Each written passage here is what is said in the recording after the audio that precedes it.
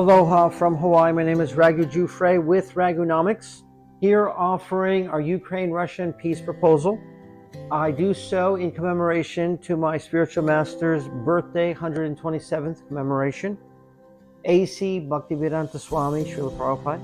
I do this as an extension of Prabhupada's vision for his students of his school system called Gurukul, which was to provide a generation of young men and women that would be able to offer a new perspective from a stronger spiritual culture, Vedic culture, both for the problems of the day and the leaders of the world. And so this is done as an extension of that legacy and therefore the tribute to him on his birthday.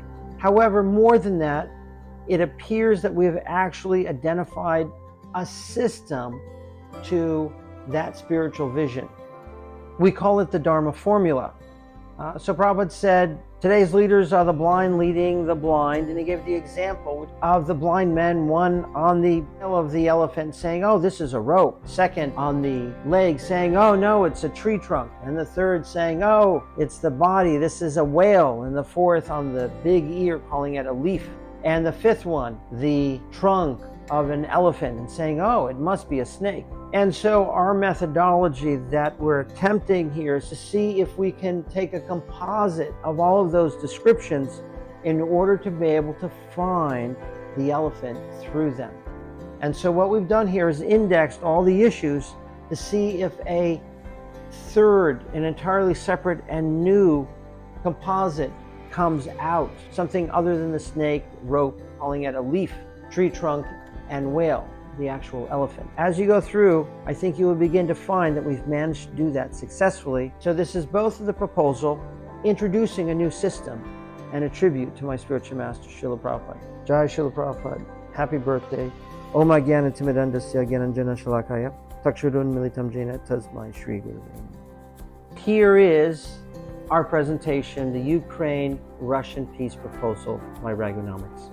Chapter 1, number 1 through 20. If Putin is winning the war, no fear for World War III.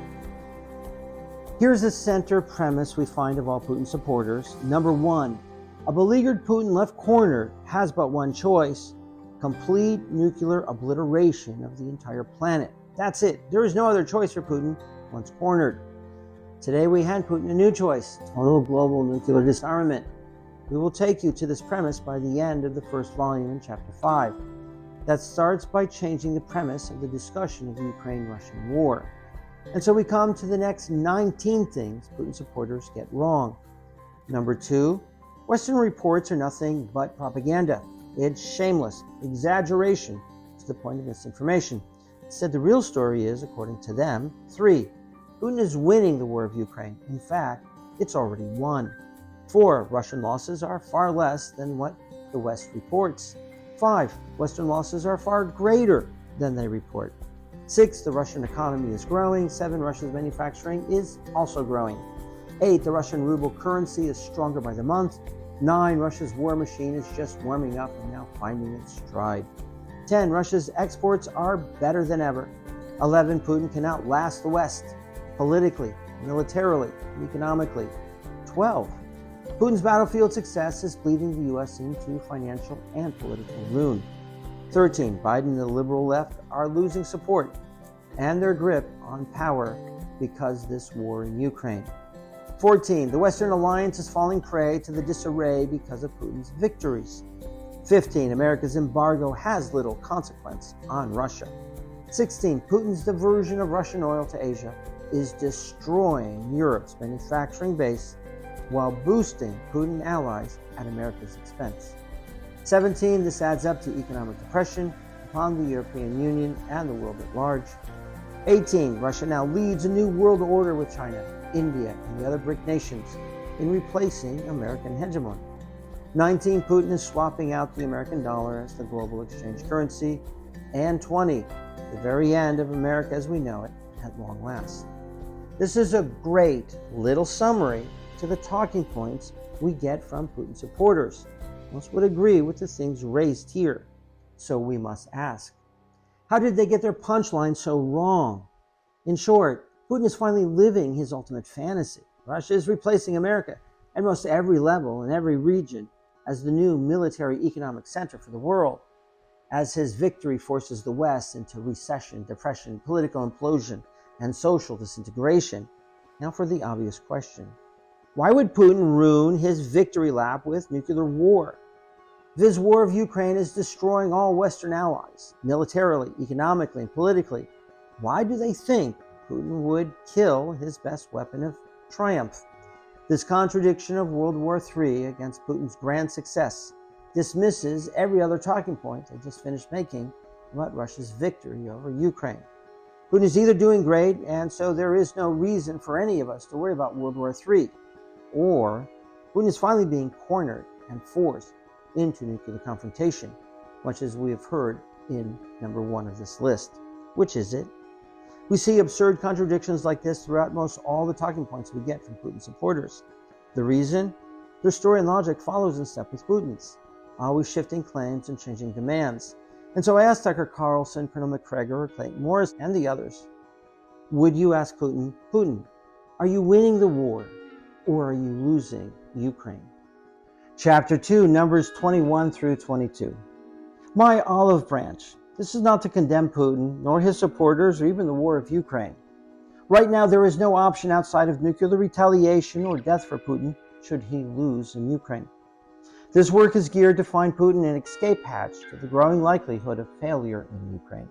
The hope is to find alternatives to the propaganda scripts we have from Putin, which is nukes, or those of the West, death to Putin. However, between these two, the most pressing issues are the excuses Putin now uses for nuclear retaliation. However, those same excuses may also offer a code sheet for this magic roadmap to peace. For example, much of Putin's end-of-world rhetoric is really just a smokescreen to Russia's critical losses, battlefield, economic, and political. Therefore, talking to those issues actually offers a much stronger starting point as compared to Putin's strategic reasons for this war. As such, step 1 should be to note those losses and to recognize them as Putin's primary concern. We do this here by first indexing all of those as much for Putin as for our own understanding of them and him. This is why we caution Putin supporters here. Putin's present posture of victory only further buries Russia's urgency to deal with these issues of growing unsustainable losses. Repeating Putin's talking points are counterproductive to finally getting to the real issues behind our hopes for peace. In other words, overstating Putin's success is just as dangerous as understating it. It's also so surprising supporters can't hear how much they echo the old Soviet themes we have Putin's Russia today, starting with his excuses for the Ukraine invasion. And so we start from this side of the issue, the growing squeeze upon Putin, because again, that's where the greatest danger is found in this nuclear confrontation. First, why is this so important to know? So now we come to number 21, countdown to Armageddon. A truly cornered Putin starts the countdown to World War III. And so here we begin to see Putin supporters tipping their hand. Behind all the bravado about Putin's grand success, we hear this underlining sense of urgency that Russia may be facing critical losses that are no longer tolerable. To follow those losses is to count along to Putin's final launch. 22. Russian losses and not negated by U.S. failures. The growing failures we see of America and Europe, for example, does not mean Putin can still afford his own losses. Putin supporters confuse these two issues. Conflating one with the other is just another example of the poor reasoning.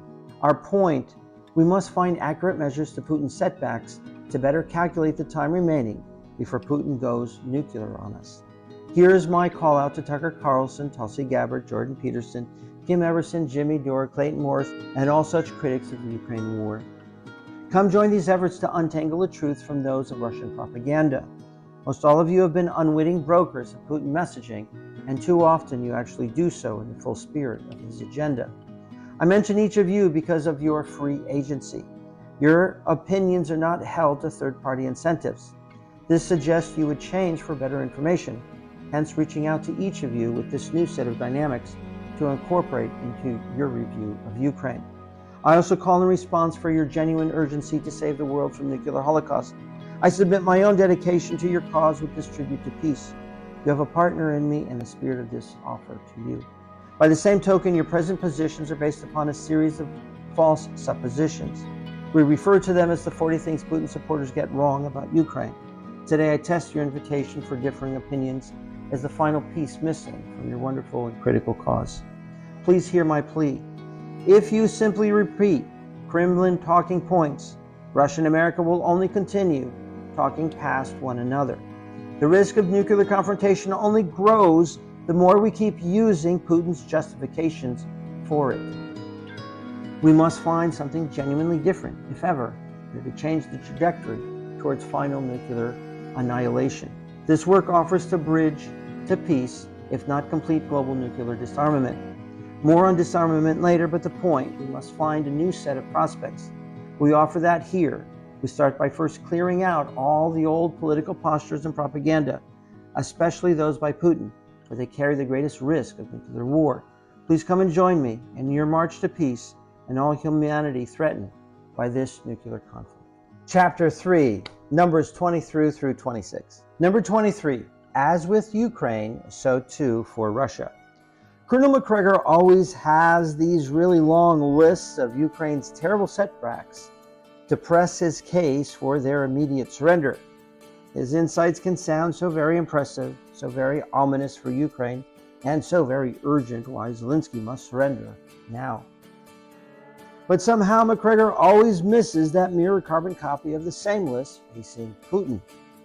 The colonel may differ over who has the shorter plank, who's to fall off the ledge first, Ukraine or Russia. However, the list itself is much the same for both sides. As we see of Ukraine, so too we see of Russia. Let's complete the colonel's list. All the failings the colonel gives for Ukraine can now be held side by side against those of Russia. It's here we find the real picture of Putin's coming cliff to oblivion. In other words, cheering Putin on may leave him overplaying his hand. Basically, supporters may find they are walking Russia off a cliff. To misread the war in Russia's favor when it's not only quickens nuclear confrontation. Therefore, our plea, please stop, take better account first. Tactical nukes is a great case in point. Putin's threats of tactical nuclear bombs against Ukraine sounds pretty scary. However, the colonel somehow forgot. This cuts both ways. Should the West respond in kind, it's the end of Russian forces in ours. Cheerleading Putin into this trap of counter-tactical nukes by the West is the very last thing Russia needs right now. We gather the U.S. warned Putin as much. We find the same tit for tat with Putin's threats of nuclear retaliation against any nation of Ukraine weapons. Should Putin fire nukes, all those countries are targets too, or so he has warned. That too cuts both ways. The U.S. response in kind. All countries supplying Putin with weapons will now be nuked in any American exchange with Russia. That means you, China, and Iran, and of course North Korea. The point? Would this spur China to step in with urgency? Talk Putin down from going nuclear? Or should China dare attack Taiwan, America officially enters the war of Ukraine, Putin now asking China to step back? That's the point of this exercise in peace. Preempt Putin walking off cliffs of no return. Walk him back from them, avoid dead ends, and find a better way out. Kaliningrad is another great example. Putin wants to place more nukes and weapons there.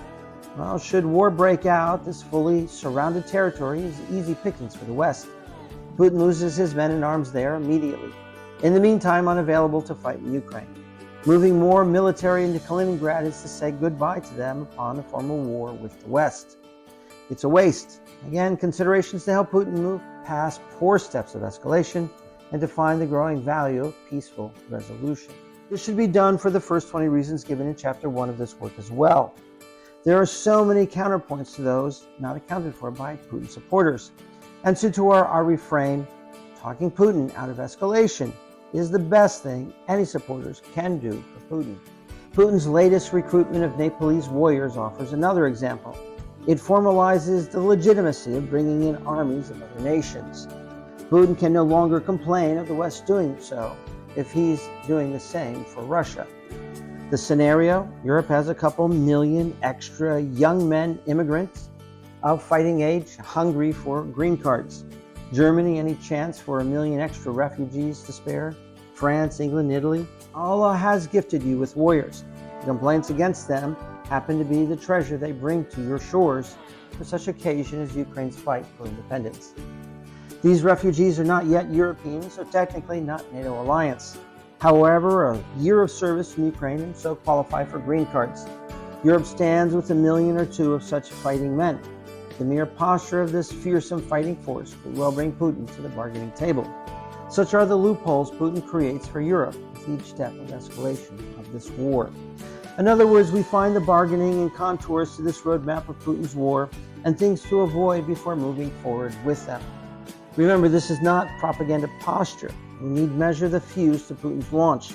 That fuse is as short as the collapse of Putin's regime, the military, or those of the Russian economy. Failure in any of these can set Putin to press his red button of nukes. So it's really important to track each of these areas as a single digit of that countdown.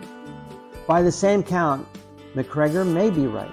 Maybe Putin really is finishing off the very last of Ukrainian resistance. Maybe the NATO alliance is in freefall, and the economies of the world's democracies are all set to implode. Great. No need worry about nuclear war for Putin. But be careful, very careful. Miscalculating Russia's wartime success is to set up nuclear war when Putin fails. The best steps is to start prepping Putin with other options in place of his death or nuclear holocaust. Nuclear disarmament is an option to his own death. A democratic election is another. Magical get-out-of-jail card, and so avoid the guillotine that befalls the end of most tyrants. These are the possibilities to be discovered in this roadmap to peace, a truly honest and accurate review of Putin's war, and we do this here in a way not yet matched by any other proposal. Number 24. Putin really needs America. Putin supporters may debate if Russia is winning or losing Ukraine. However, the debate is now settled who wins a conventional war. All the bravado of war between America and Russia now has a very clear winner: America and its NATO allies. It's critical we recognize this milestone. It's a fitting honor to Zelensky and the valor of the Ukrainian people. More importantly, it will help update some important details to this roadmap for peace. Putin has diligently avoided direct conflict with America. It's all part of that Putin savvy, his mastery for the strategic. The rule: never shall these two nuclear superpowers face off. The risk of nuclear confrontation is simply too great. However, behind this rule has been a much larger fear. Europe and America have always been worried how well they fare in open battle with Russia. Putin has boasted for decades, so proud of his step-for-step match with the U.S. He covered the entire checklist of conventional weapons against all those of America's best. Ukraine changed all that. Most any parity Putin used to have on the battlefield with the U.S. is now gone. Zelensky erased all that advantage. He did this for just $100 billion. America got a really great deal that way. And so we arrive at the second part of winning the conventional war. Zelensky has many critics, but the one thing everyone does agree: Zelensky shattered the Putin mystique. Russia is far more vulnerable, at least with 2 years fighting Zelensky. Putin's persona of invincibility is dead. Zelensky just killed it this very year. They are now stripped in ways most never thought possible. Can Putin survive the year? The rumors grow by the day. Do you remember Mike Tyson's first defeat? A decade of brutal knockouts against all who fought him, but then the day came. There he also lay, beaten at last. From there on, every opponent knew it was possible to beat Iron Mike Tyson, and so they did. The magic of his persona crushed the beginning of the end for Tyson's career. The same of Putin today. The world now knows. So does Putin. Hence, Putin's growing threats of nuclear retaliation and the alarm we find of Putin's supporters. Ukraine becoming the knockout ring. We see Russian soldiers lay in open fields across Ukraine, so exposed like sitting ducks to American firepower, and very far from Mother Russia. Supply lines strained, equipment low, the grind of war sapping morale. The best of their fighters exterminated in ever greater numbers by the day, gone with their top generals like so many others. Today, there is little question who wins a conventional war between America and Putin in Ukraine. All thanks to Zelensky. The only question: How long? Is it days or weeks? American forces to decimate Putin's scattered army across Ukraine's big flat plains and small forest nooks. The great liberators and conquering horde now reduced to languish in a foreign land, hated, exposed, exhausted, and easy targets, should America ever decide to attack. And so we beget that common refrain. Every one of Putin's military calculations, each proclamation, any treaty offered, all start upon this one premise. Putin begins all of them with America's full cooperation to refrain any direct confrontation with Russian forces in Ukraine. Note this sudden change of attitude. The Putin swagger used to welcome such contests. Hardly a few years back, Putin proudly commandeered over his war games, China playing badass in that pretend war against America. The shrill we get of Putin's nuclear threats today is so the contrast from all the hoopla of the unbeatable Russian army, but no longer. Today we have Putin's posture for peace in exchange for annihilation. Open battle with America is never mentioned anymore. The great unspoken is Putin's recognition that any battlefield contest with America is over. And so we arrive to the final inflection point of the negotiations. Putin direly needs this favor from America. Putin needs America to stand down, now more than ever. It's not a request, but a must. Putin's survival depends upon it. This victory over Putin's conventional forces just saved America and the world. How much is winning a conventional war worth in men and treasury? $1 trillion, $5 trillion? Let the count begin. Putin's formal declaration of nuclear retaliation is a dictator's admission he lost the ground war. It's over. America has won the conventional war without a fight. Thank you very much, Zelensky. Putin need but formally submit this recognition and so allow the next phase of negotiation. Putin nukes for Ukraine. This is covered in the next section, but just to make sure we really get the point, Putin's threats of nuclear war is his admission that Russia can no longer face America in an open conventional battle. And so we find our remaining point. How is it that no other media, politician, Pentagon, or all of Europe ever noticed this quiet victory over Putin's little red army? Putin supporters refuse to admit, but he's all out of moves. The long-planned conventional war with the West is over. We make it official here in our roadmap to peace. Nukes is the only card Putin has left to play should he lose to Ukraine, a guarantee if America formally enters it. Anyone to question this victory over Putin's conventional forces? We could find the answer in a gentleman's invitation to Putin. Come join us for his personal favorite sporting event, War Games.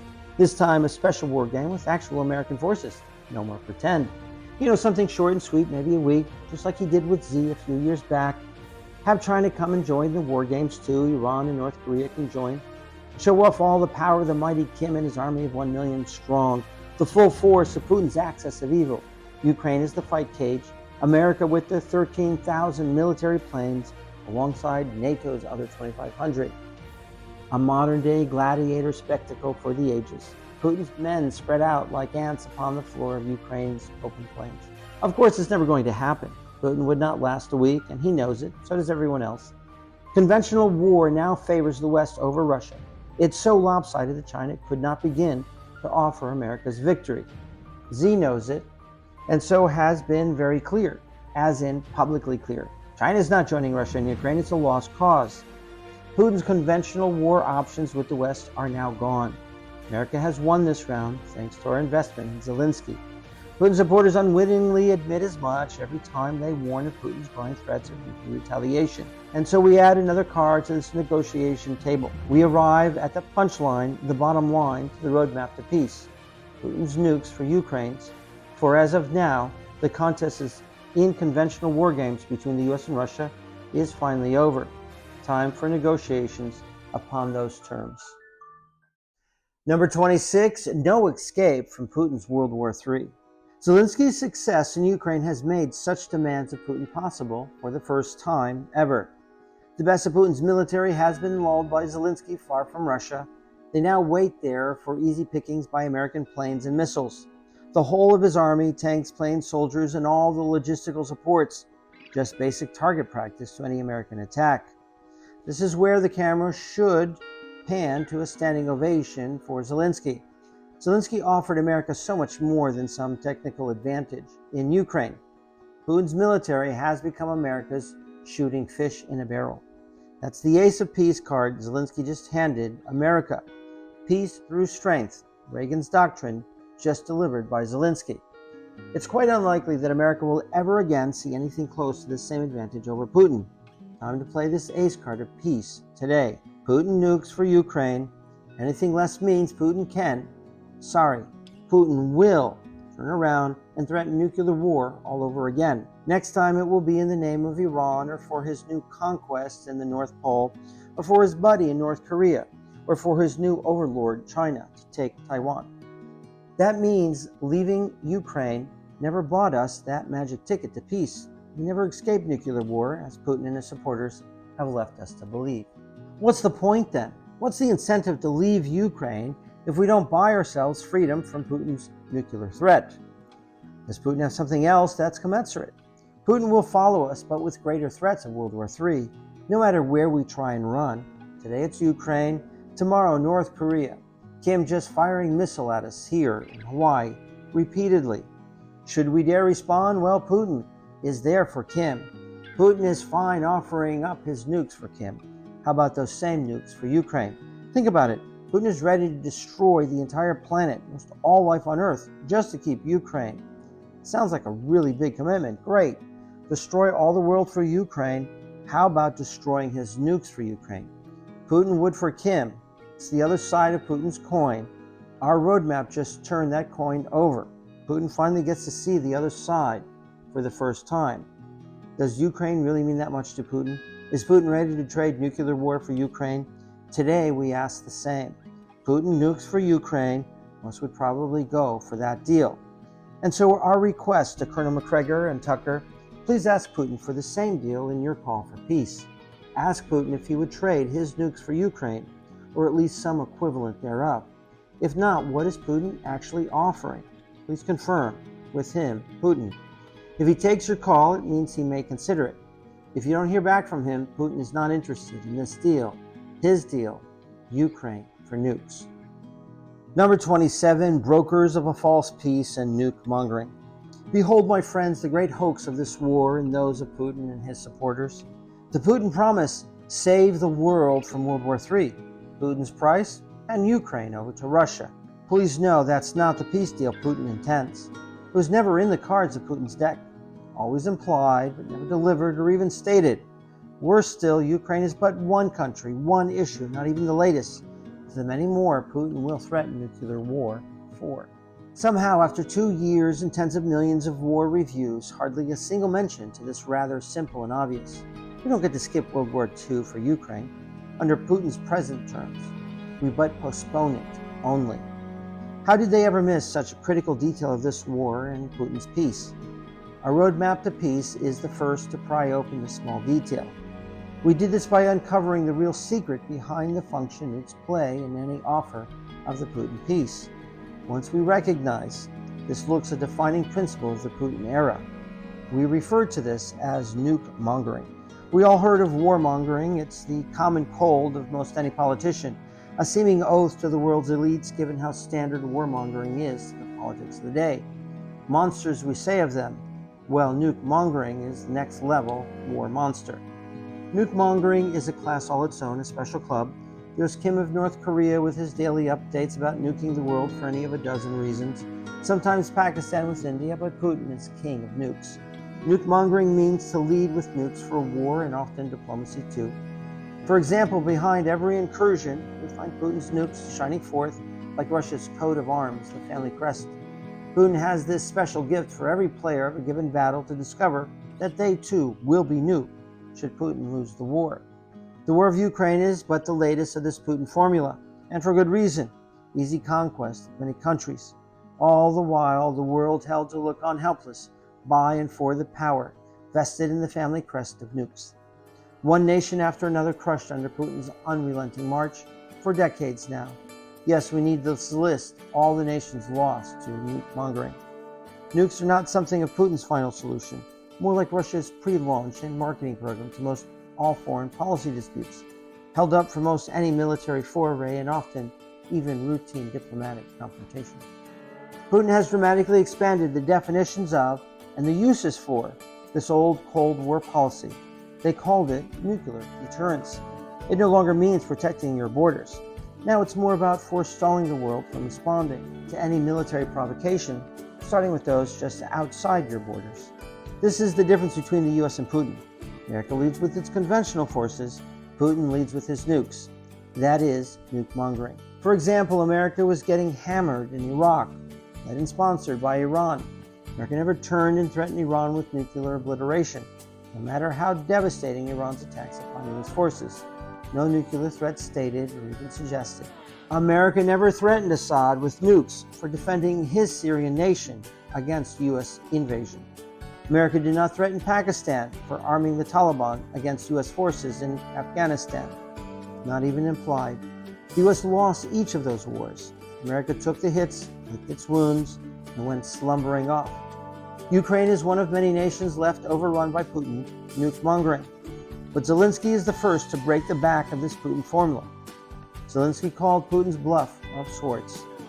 Putin's nuclear deterrence as the weapon of conquest is no longer working. NATO and America are becoming ever more non-responsive to Putin's threats of nuclear war. And so we find nuclear deterrence losing its touch as the all-purpose weapon for growing numbers of tyrants. Nuclear deterrence just does not seem to be deterring anymore.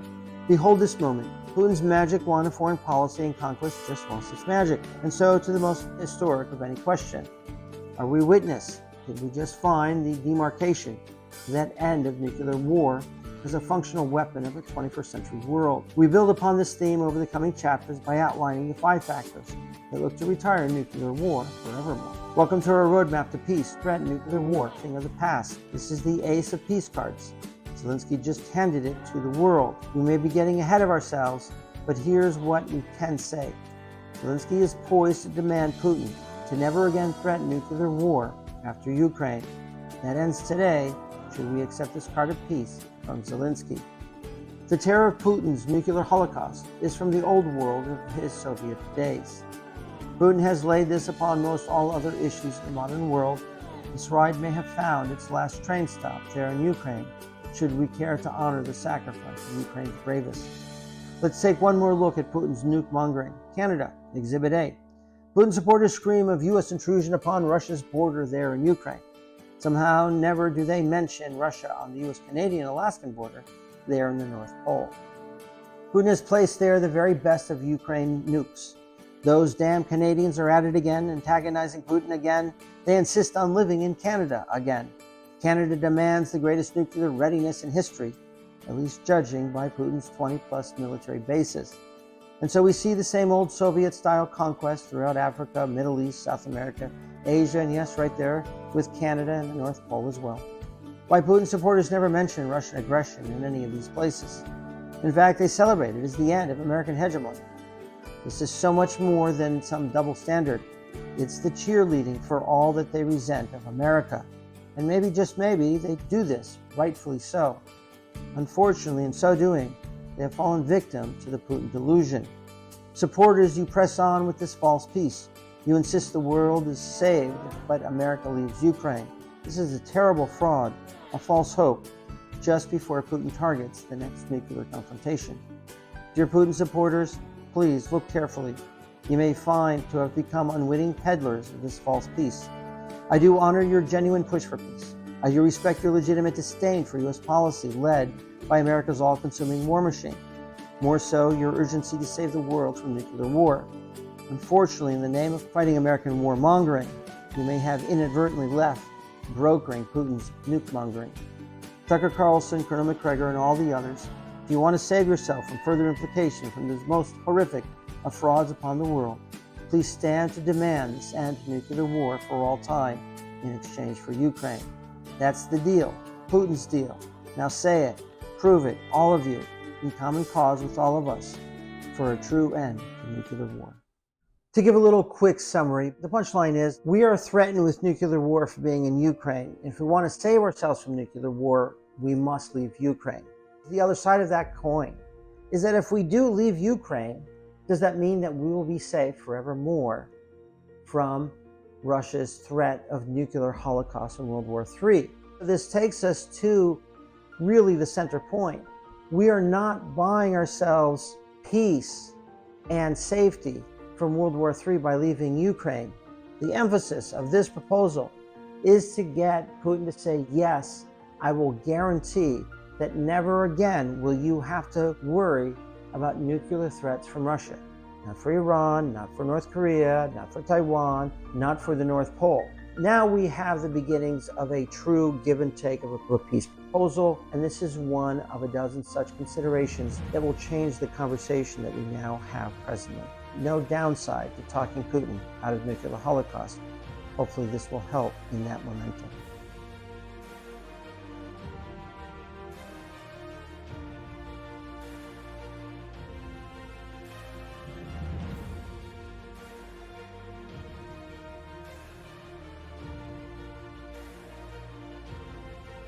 Thank you for your time. Big aloha from Hawaii. Raghu-nomics from Raghu-nomics in tribute to my spiritual master on his birthday. Happy birthday, Shul.